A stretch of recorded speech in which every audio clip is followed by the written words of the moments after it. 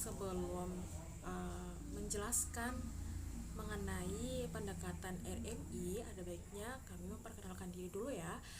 Kami dari kelompok 1 yang beranggotakan saya Divisa Fitri NPM 204134146 Prodi PGSD. Kemudian ada teman-teman saya. Kenalkan, nama saya Dianda Eka Pratiwi dengan NPM 2014340. Halo guys, perkenalkan nama saya Desi Agasa Fitri, MPM 204134191. Perkenalkan, nama kakak Atika Ilma Siregar, NPM 2014-34001. Kakak dari Prodi PGSD kelas 5V, berasal dari Universitas Muslim Nusantara Al-Wasliyah kelas Azijin.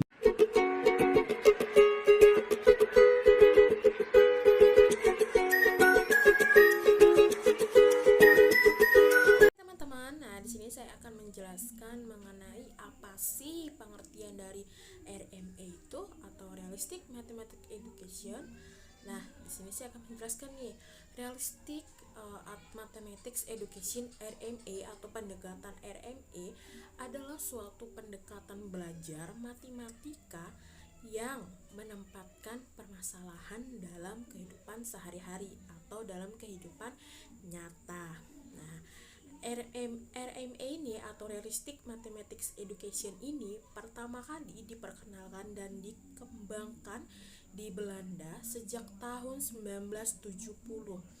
Nah, dikenalkan itu oleh Freudenthal dan menunjukkan hasil yang baik. Berdasarkan hasil The Third International Mathematics and Science Study.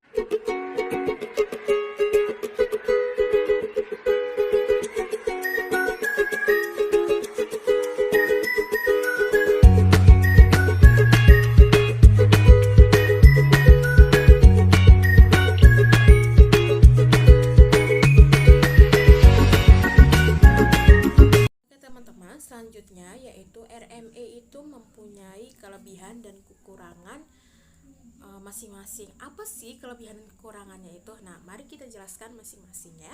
Nah, yang pertama itu ada kelebihan. Kelebihan dari pendekatan RMA ini atau Realistic Mathematics Education itu mempermudah siswa menerima materi. Kenapa? Karena RMA ini memberikan pengalaman langsung dengan pengalaman mereka sendiri atau pengalaman yang di kehidupan sehari-hari yang siswa itu tadi tahu langsung di kehidupan sehari-harinya. Kemudian apa aja kelemahannya? Kelemahan RMA itu yang pertama, karena sudah terbiasa diberi informasi terlebih dahulu, siswa itu masih kesulitan menemukan sendiri jawabannya. Nah, jadi karena udah terbiasa di awal mereka diberikan informasi terlebih dahulu, jadi siswa ini tadi dianya masih kesulitan untuk menemukan jawabannya sendiri ketika dia diberikan suatu masalah.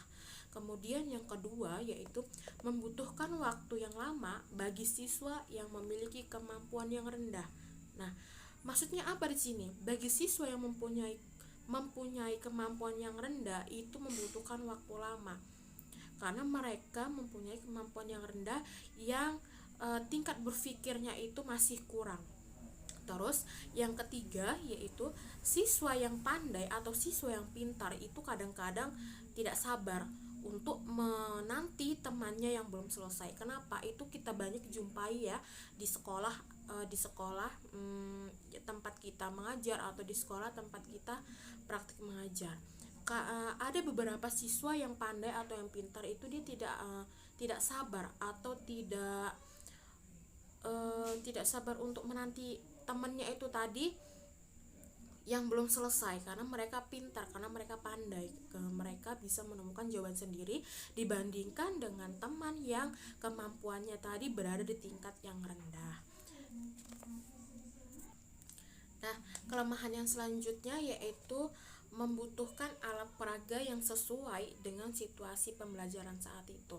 Jadi guru itu menyediakan satu alat peraga atau beberapa alat peraga yang sesuai dengan materi yang akan disampaikan. Materi yang akan disampaikan dari pendekatan RMA itu. Supaya apa? Supaya siswa itu lebih mudah untuk memahami, mencerna dari satu materi yang dijelaskan dari guru tersebut. Yang selanjutnya untuk kesulitan yang terakhir yaitu belum ada pedoman penilaian, sehingga guru itu merasa kesulitan dalam mengevaluasi atau memberi nilai. Jadi di dalam RMA ini, di dalam Realistic Mathematics Education ini, dalam pendekatan ini dia belum ada pedoman penilaiannya. Jadi guru itu sangat sulit atau kesulitan dalam mengevaluasi siswa dan memberi nilai siswa tersebut, begitu.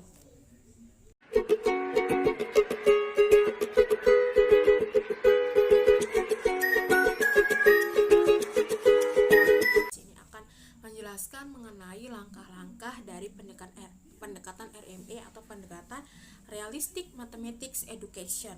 Nah, langkah-langkah pembelajaran dengan pendekatan Realistic Mathematics Education itu yang pertama adalah memahami masalah konstektual, yang kedua menyelesaikan masalah konstektual, yang ketiga membandingkan dan mendiskusikan jawaban, yang keempat menarik kesimpulan. Nah, oke. Di sini saya akan menjelaskan satu persatu mengenai langkah-langkah dari pendekatan Realistic Mathematics Education. Untuk yang pertama yaitu memahami masalah kontekstual, di mana di langkah yang pertama ini tadi kita sebagai guru itu sebelum memasuki penyelesaian masalah atau menentukan masalah itu guru memberikan suatu informasi dari materi tersebut, materi yang akan disampaikan. Itu kita memberikan informasi terlebih dahulu kepada siswa agar siswa itu tahu apa sih tujuan dari materi yang akan kita sampaikan tadi. Untuk yang kedua yaitu menyelesaikan masalah konstektual. Nah, menyelesaikan masalah konstektual ini guru sesudah menjelaskan satu informasi mengenai materi yang akan disampaikan, pasti guru itu akan memberi atau mencoba siswa itu tadi sudah paham belum mengenai materi yang disampaikan, suatu informasi yang disampaikan oleh guru itu tadi. Nah, kalau mereka udah mengerti, guru itu memberikan satu materi yang sudah dijelaskan itu tadi, siswa itu bisa tidak menyelesaikan masalah, begitu. Untuk langkah yang ketiga yaitu membandingkan dan mendiskusikan jawaban. Nah, di langkah yang ketiga itu tadi guru memberikan tugas kepada siswa. Tugasnya itu bisa berbentuk kelompok. Nah, ini saya ambil contoh berbentuk kelompok. Jadi dalam satu kelas itu guru membagi kelompok siswa, membagi beberapa kelompok siswa yang berisikan satu kelompoknya itu bisa 3-4 orang. Nah, kita bagikan dalam satu kelas itu menjadi beberapa kelompok. Sesudah membagikan kelompok kepada siswa itu tadi, guru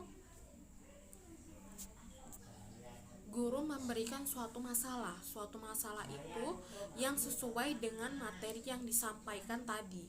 Nah, sesudah itu siswa itu tadi menyelesaikan masalah yang sudah diberikan oleh guru itu tadi. Kemudian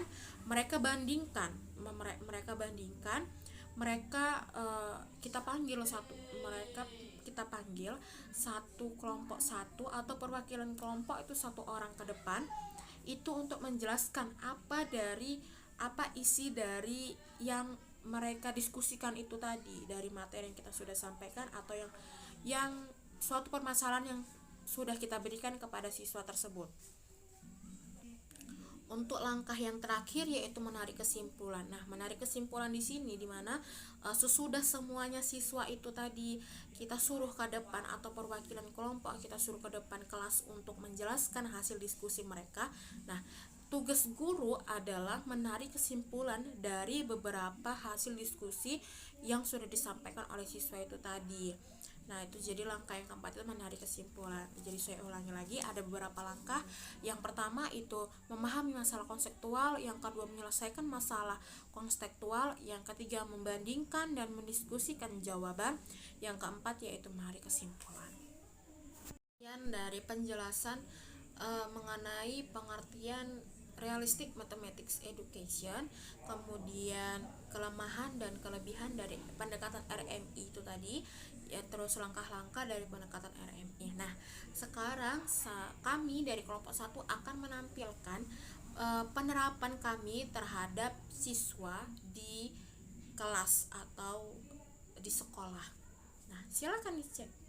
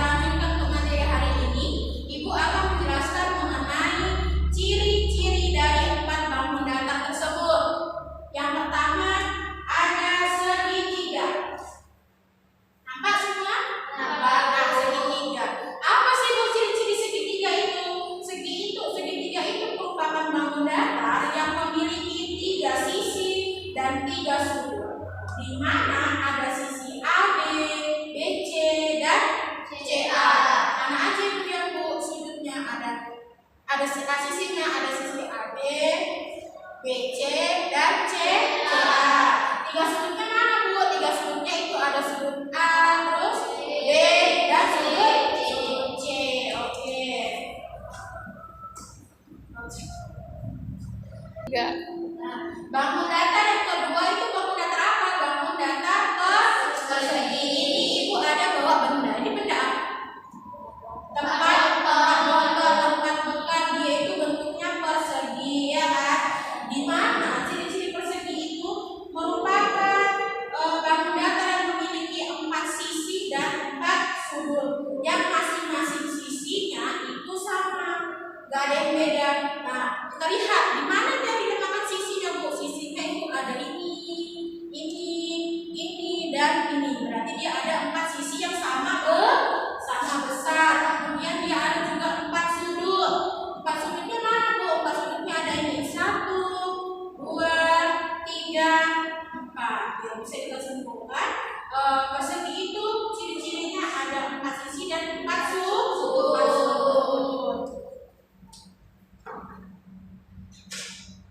Nah, untuk bangun datar yang selanjutnya yaitu persegi panjang. Di sini Ibu ada benda tutup makanan, tutup botol, tutup tupperware yang bentuknya persegi panjang. Dari sini kita pasti bakalan tahu mana sih ciri-ciri dari persegi panjang itu.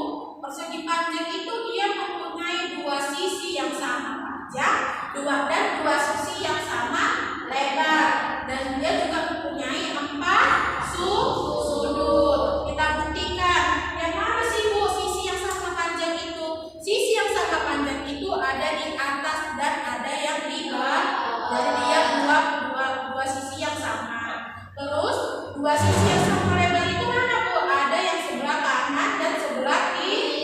Itulah dia ciri-cirinya, ada dua sisi sama panjang dan dua sisi sama lebar.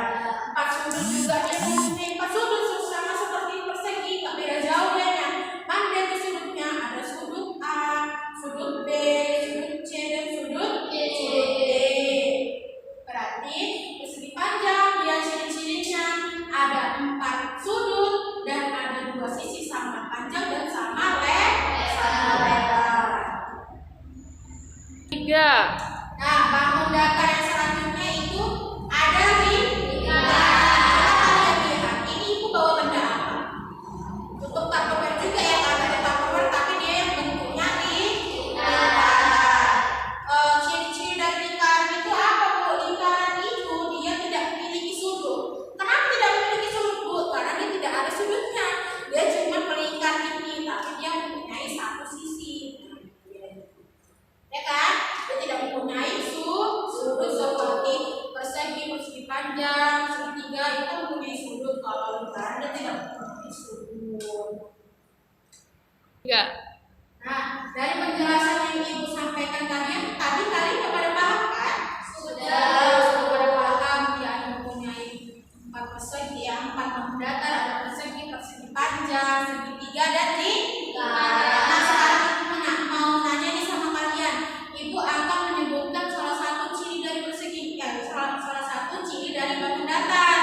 Nah, nanti kalian akan menebak tuh mana yang sesuai dengan ciri-ciri yang Ibu sampaikan.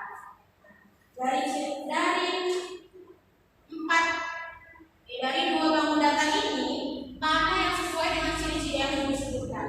Dia mempunyai 4 sisi, 4 sudut. Mana bangun datarnya? Yang persegi yang ini ya kan? Ya betul, ada Ibu. Nah, ini yang mempunyai 4 sisi dan 4 sudut. Yang persegi. Nah, selanjutnya antara 2 barang ini sama-sama tutup tupperware nih. Mana yang sesuai yang Ibu sebutkan? Dia tidak mempunyai sudut, tapi dia mempunyai satu sisi saja. Mana yang sesuai sama lingkaran. Nah, itulah yang sesuai dengan yang Ibu sebutkan.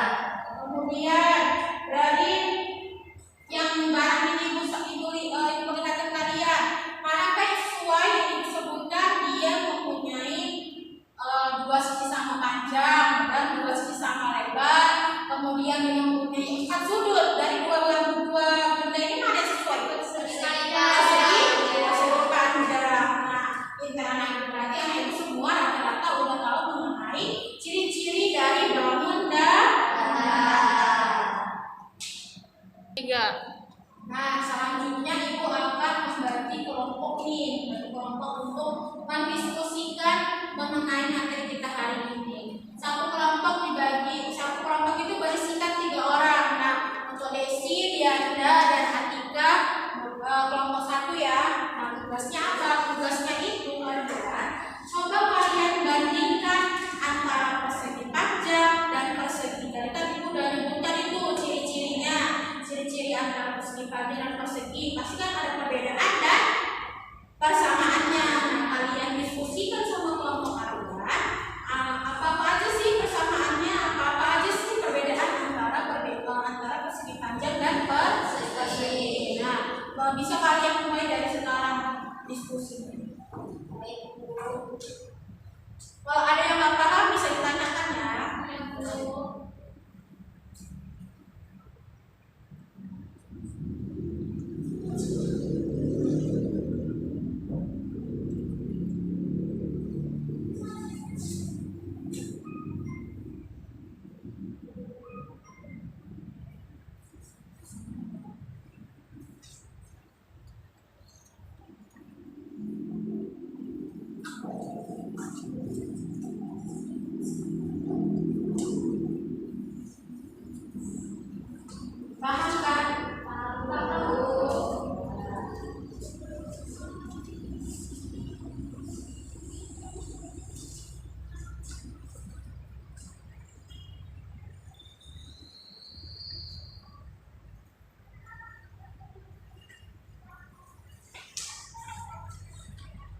Gimana? Udah selesai? Tugasnya? Nah, sekarang perwakilan kelompok ataupun ketua kelompoknya ke depan untuk memaparkan hasil dari kerja kelompok kalian tadi. Ayo, siapa yang mau ke depan? Ya, Atika silahkan. Nah, coba Atika dulu gambarkan dulu persegi panjang dan persegi bagaimana sesuai yang Ibu sampaikan tadi.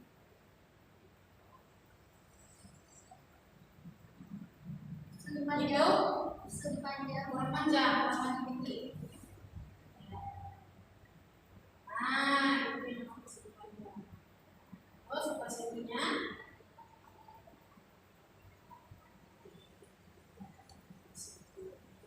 Tadi kan Ibu ada suruh Ibu suruh perbandingan antara perbedaan dan persamaan. Coba kita jelaskan di mana ada perbedaan antara persegi panjang dan perseginya. Nah, perbedaan persegi panjang sama persegi ini Bu, perbedaannya kalau persegi panjang ini mempunyai panjang yang sama lebar, Sisi panjang yang sama. dan sisi lebar yang sama. Nah, kalau persegi ini perbedaannya yaitu mempunyai empat sisi yang sama Bu. Empat sisi yang sama ya. Kalau untuk persamaannya, Untuk persamaannya sama-sama mempunyai empat sudut. empat sudutnya mana? Empat sudut ditentukan. Yang satu, Dua, tiga, empat. yang persegi. Untuk satu, dua, tiga, empat. Ya. Berarti kita simpulkan bahwa dari persegi dan persegi panjang itu, oke boleh silakan dulu.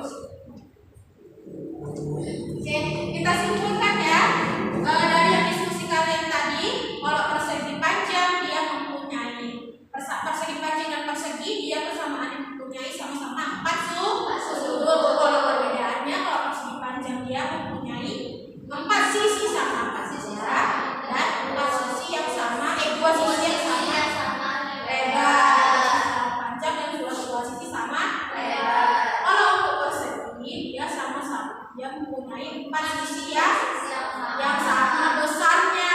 Paham kan di sini mengenai perbedaan antara persegi panjang dan persegi. Oke. Nah, tadi kan kalian sudah berdiskusi tuh mengenai perbedaan persamaan mengenai persegi dan persegi panjang. Coba sekarang kalian perhatikan di sekitar kelas kita ini.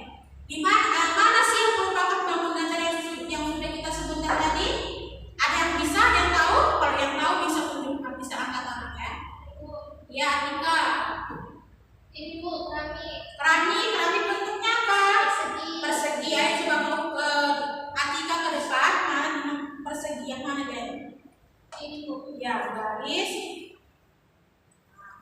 Dia ada empat sisi dan empat sisi. Terus selanjutnya siapa yang berani dan siapa yang mau? Ya Bu. Ayo lihat dah. Ada papan tulis bentuknya apa? Persegi panjang. Persegi panjang. Kalau persegi panjang dia ada dua sisi sama lebar dan dua sisi sama panjang. Ya, terima kasih untuk yang sudah dulu. Nah, untuk selanjutnya siapa yang berani? Ya, untuk Desi silahkan. Mana? Ya, coba kita depankan ya. Tong sampah. Tong sampah ini bentuknya apa? Lingkaran. Lingkaran ini ya dia namanya lingkaran ya yang ininya. Lingkaran mempunyai satu sisi dan mempunyai sudut. Ya, Pak pintar anak itu silakan duduk. 3. Oke, sampai di sini pelajaran kita hari ini, materi kita hari ini. Nah, Ibu ada tugas ini untuk kalian di rumah. Coba nanti kalian di rumah cari. Sampai di sini materi kita hari ini dapat kita simpulkan, yaitu hari ini kita mempelajari 4 bangun data. Yang pertama ada bangun data persegi panjang, segitiga, dan lingkaran. Nah, tugas kalian di rumah minggu depan kalian bawa barat yang ada di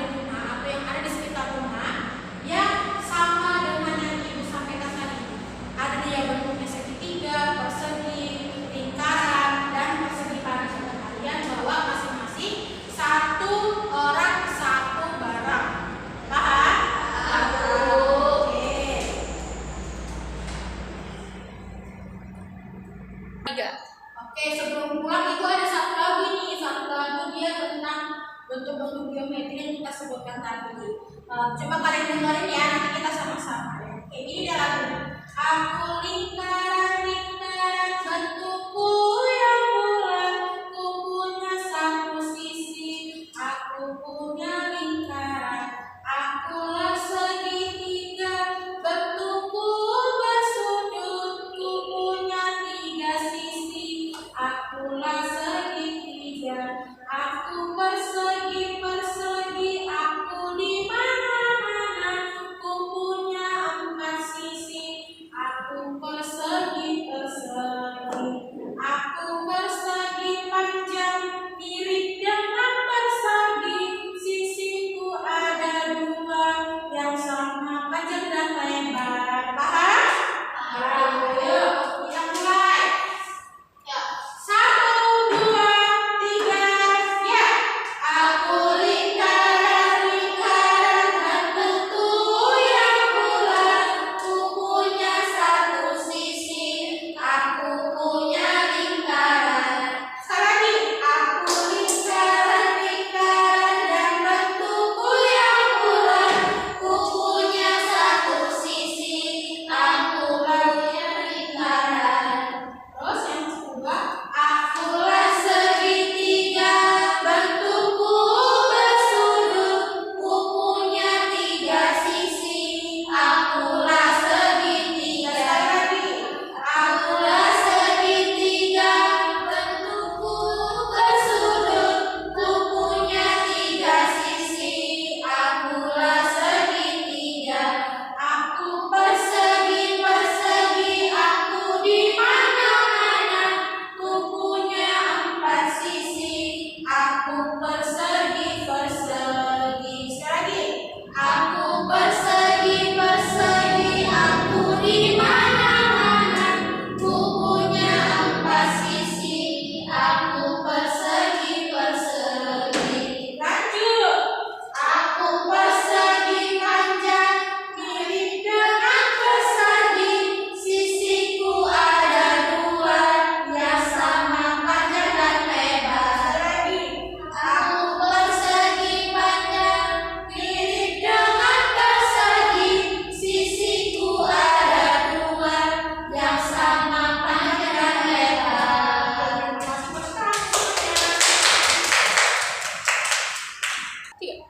Oke, kita akhiri dengan membaca doa. Ayo sama-sama kita mengucapkan doa.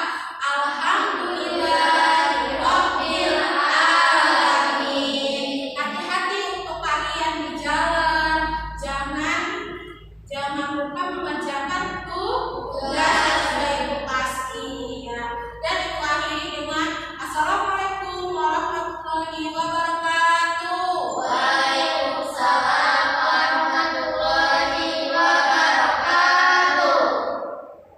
Oke, sekian pemaparan atau penerapan pendekatan RMA atau Realistic Mathematics Education dari kami.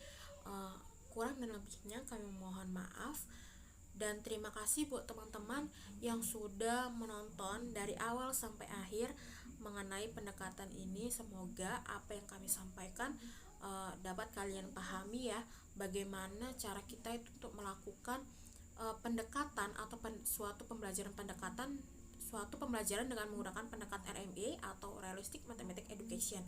Oke, dan saya akhiri dengan wabillahi taufiq wal hidayah. Wassalamualaikum warahmatullahi wabarakatuh.